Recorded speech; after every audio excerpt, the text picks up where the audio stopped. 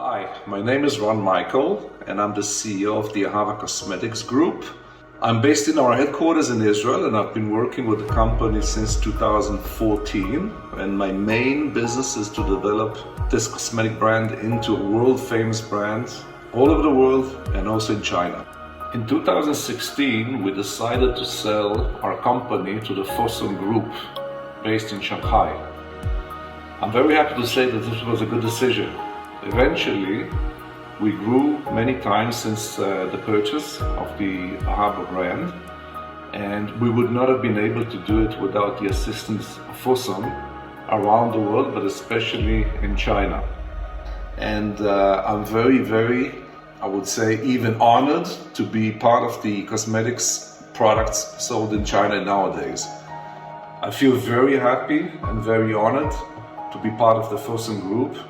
And I've always felt welcome from the very first time we came to visit, and in every annual conference we go there, and every meeting we have in Shanghai, and every time the people from China come to visit us, both in Israel and other places in the world, I feel a lot of affinity with the Chinese culture and the Chinese people. Maybe it's not a surprise, because the Gallup research that is done once a year with 60,000 managers across the world is actually pointing out that the compatibility between the Israeli management culture and the Chinese culture of management is the highest in the world. I also think we have a lot in common in the ancient cultures we have, in our preference for wisdom and education and learning, and the family values. I've been traveling back and forth to China in the last 25 years. So actually, before Shanghai was the Shanghai we know today, I was traveling back and forth.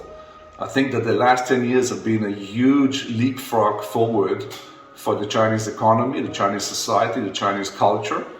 You know, as an anecdote, every time I come in the taxi from the airport, there's a certain building that I'm watching, and every time I come, which is every 2 months or so, I see an additional 10 stories added to the building, which I've never seen any other place in the world.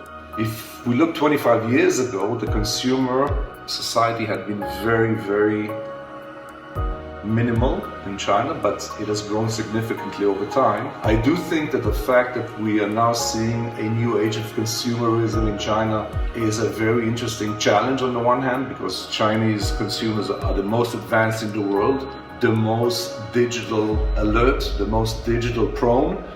And I think there's a lot to be learned from the Chinese consumer, the Chinese, I would say, youngsters, the Gen Z, the millennials.